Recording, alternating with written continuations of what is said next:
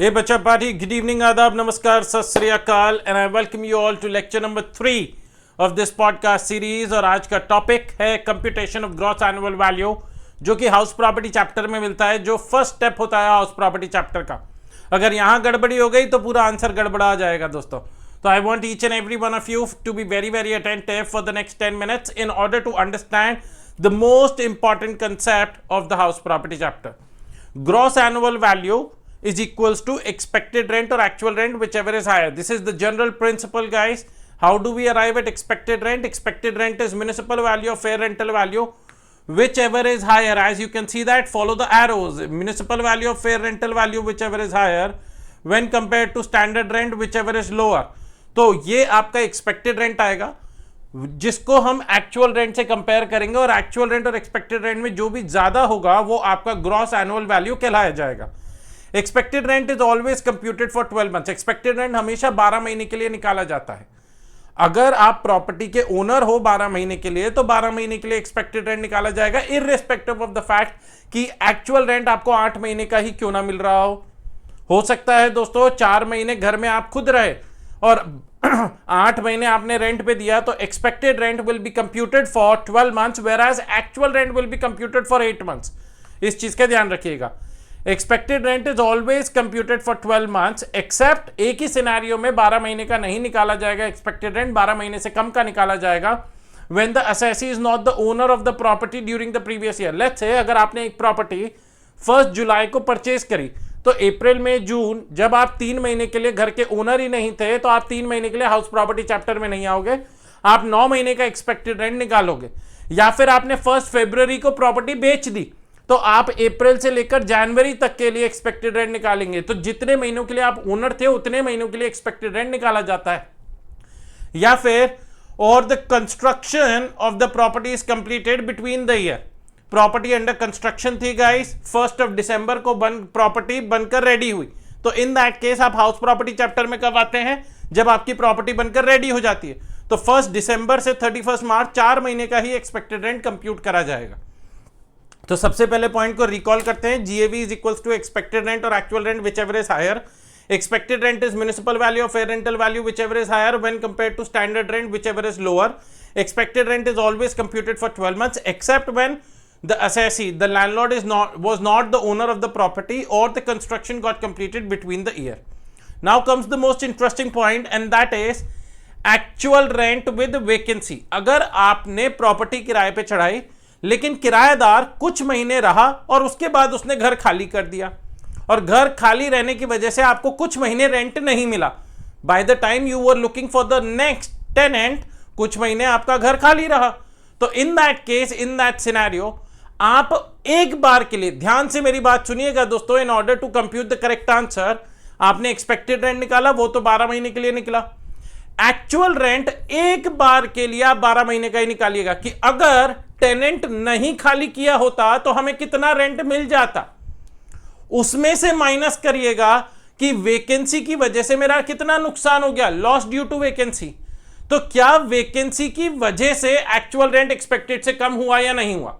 मतलब अगर 12 महीने का मिलता तो हमारा एक्चुअल रेंट एक्सपेक्टेड रेंट से ज्यादा होता, लेकिन वेकेंसी की वजह से एक्चुअल रेंट एक्सपेक्टेड से कम हो गया। तो in that case, that is the sole scenario जहां पर आपके एक्चुअल रेंट को, मतलब लोअर वैल्यू को एक्चुअल रेंट को ही जीएवी मान लिया जाएगा।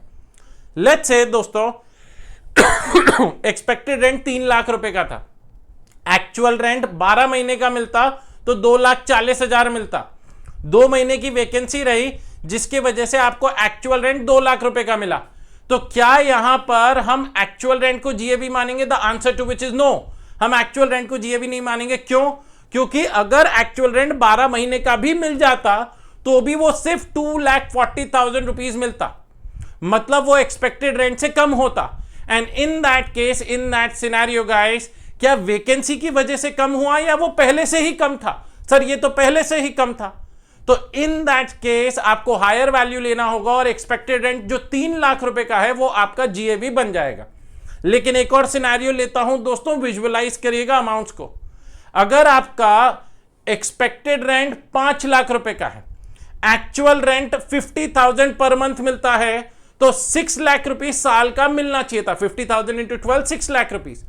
अब 4 महीने की वैकेंसी हुई और वैकेंसी 4 महीने की होने की वजह से जो आपको एक्चुअल रेंट मिला वो 6 लाख रुपए से घट के 4 लाख रुपए हो गया। तो यहां पर क्या वैकेंसी की वजह से कम हुआ?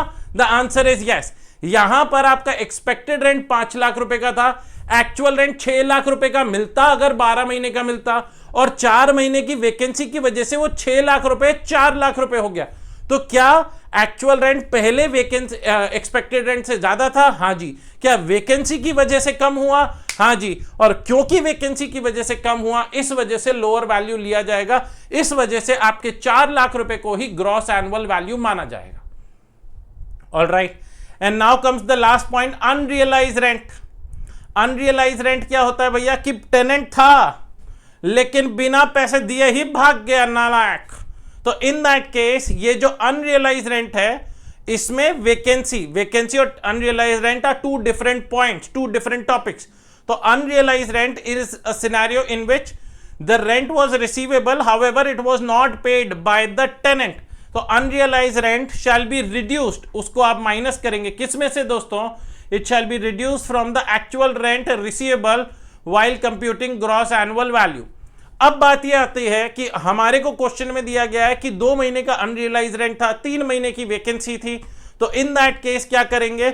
उसके लिए मैंने इंपॉर्टेंट नोट डाला है, कहते हैं in case vacancy and unrealised rent are both given in the question. अगर दोनों के दोनों क्वेश्चन में दिए गए हैं तो पहले आप अनरियलाइज रेंट माइनस करेंगे। First you are gonna reduce unrealised rent and then check vacancy वाला पॉइंट। अब इसके लिए मैं एक एग्जांपल भी बना रहा हूं आप लोगों के सामने, इधर देखिएगा। लेट्स से आपका एक्सपेक्टेड रेंट निकल कर आता है 10 लाख रुपए, एक्चुअल रेंट जो आपको मिल रहा है वो मिल रहा है 1 लाख रुपीस पर मंथ। तो अगर हम 12 महीने से मल्टीप्लाई करें तो हमें कितना मिल जाना चाहिए? 12 लाख रुपए मिल जाना चाहिए। Now there was an unrealised rent, 3 महीने का अनरियलाइज रेंट था और 2 महीने की वैकेंसी थी। ध्यान से देखिएगा, 2 महीने की वैकेंसी थी। तो मैंने क्या बोला? अगर वैकेंसी और अनरियलाइज रेंट दोनों आता है क्वेश्चन में तो पहले आप अनरियलाइज रेंट का ट्रीटमेंट करेंगे। तो प्रायोरिटी नंबर 1 अनरियलाइज रेंट को दी जाएगी। अगर 3 महीने इंटू 1 लाख रुपीस, 3 लाख रुपए माइनस करते हैं तो हमें 9 लाख रुपए की तो उम्मीद थी कि भैया 12 लाख मिलना था, जिसमें से 3 लाख रुपए का अनरियलाइज रेंट हुआ तो 9 लाख रुपए मिल जाना चाहिए था। हावेवर क्योंकि हमने टेनेंट को भगा दिया और नया टेनेंट फटाफट नहीं मिला तो प्रॉपर्टी 2 महीने खाली रही, तो 2 लाख रुपए का ये भी नुकसान हो गया, लॉस ड्यू टू वैकेंसी। तो हमें जो एक्चुअल रेंट हमारी जेब में आया वो 7 लाख रुपए आया। Now the question is what shall be the gross annual value? GAV कितना होगा दोस्तों for the purpose of computation of income under the head house property? सबसे पहले हम लोगों ने क्या माइनस किया था? Unrealise rent. Unrealise rent minus करने के बाद आपका अमाउंट कितना आया? सर अनरियलाइज रेंट माइनस करने के बाद अमाउंट आया 9 लाख रुपए। क्या ये 9 लाख रुपए एक्सपेक्टेड रेंट से ज्यादा है या कम है? सर ये तो कम है। वैकेंसी की वजह से और कम हुआ। क्या वैकेंसी की वजह से एक्चुअल रेंट एक्सपेक्टेड से कम हुआ? द आंसर इज नो, क्योंकि हमने पहले अनरियलाइज रेंट माइनस किया। अनरियलाइज रेंट माइनस करने के बाद हमारा जो अमाउंट आया 9 लाख रुपए वो ऑलरेडी एक्सपेक्टेड रेंट से कम हो गया था, और एक्सपेक्टेड रेंट से क्योंकि वो ऑलरेडी कम हो गया था वैकेंसी की वजह से वो और कम हुआ। तो in this case the gross annual value will be expected rent और actual rent whichever is higher. दोनों में से जो हायर होगा वो कंसिडर किया जाएगा, which will be 10 lakh rupees. Now for 1 second guys, मैं इस केस में थोड़ी सी इंफॉर्मेशन चेंज करता हूं। अनरियलाइज रेंट को कर देता हूं 1 मंथ, अनरियलाइज रेंट को कर देता हूं 1 मंथ, और वैकेंसी को कर देता हूं 4 मंथ्स। वैकेंसी को कर देता हूं 4 मंथ्स। अब इधर ध्यान से देखिएगा, 12 लाख रुपए का हमें मिलना चाहिए था, 1 लाख रुपए का अनरियलाइज रेंट हुआ तो ये हुआ 11 लाख रुपए। वैकेंसी 4 लाख रुपए का माइनस हुआ तो अभी भी आपका फाइनल अमाउंट जो आपके पॉकेट में आ रहा है वो 7 लाख रुपए ही आ रहा है वैकेंसी का माइनस करने के बाद। Now my point to you guys is, क्या वैकेंसी की वजह एक्चुअल रेंट एक्सपेक्टेड से कम हुआ? The answer to which is yes yes yes, क्योंकि इधर अगर आप ध्यान से देखें 12 लाख रुपए का आपका एक्चुअल रेंट रिसीवेबल था, अनरियलाइज रेंट 1 लाख रुपए माइनस हुआ तो अभी भी जो हमें अमाउंट मिलना चाहिए था वो 11 लाख रुपए मिलना चाहिए था, 11 लाख रुपीस मिलना चाहिए था, जो कि आपका एक्सपेक्टेड रेंट से ज्यादा है। लेकिन वैकेंसी माइनस करने की वजह से हमारा अमाउंट 7 लाख रुपए हो गया। तो क्या यह कहना सही होगा कि in the second scenario vacancy की वजह से हमारा एक्चुअल रेंट एक्सपेक्टेड रेंट से कम हो गया, and therefore in this scenario, in this case guys, 7 lakh रुपए ही आपका जीएवी बन जाएगा। GAV will be equals to 7 lakh रुपए।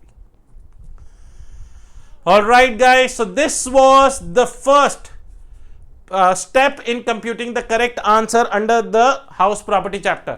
अगर आपको इसी तरीके के साथ मेरा पूरा बैच लेना है दोस्तों, ऐसे ही कलरफुल नोट्स के साथ, आप लोग साथ साथ नोट्स बनाते हैं, तो आप लोग मेरे ऐप पे सब्सक्राइब कर सकते हैं to the fast track batch और द रेगुलर बैच फॉर सितंबर 2025 और जनवरी 2026।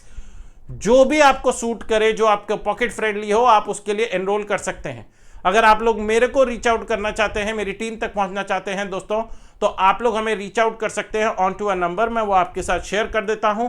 बेस्ट पॉसिबल दोस्तों आपको क्लासेस प्रोवाइड करी जाएंगी at the best possible prices, and we will be happy to help you out in every possible way we can. इस number पर आप लोग हमें रीच आउट कर सकते हैं और हम आपकी मदद करेंगे। कुछ लिंक्स हमने डिस्क्रिप्शन बॉक्स में भी डाल रखी हैं। प्रैक्टिस बैच है, फास्ट ट्रैक बैच है फॉर सितंबर 2025, that is gonna help you out a lot guys. तो उसमें एनरोल करना मत भूलिएगा। Please make sure to enroll ASAP। All the best, bye bye and अलविदा।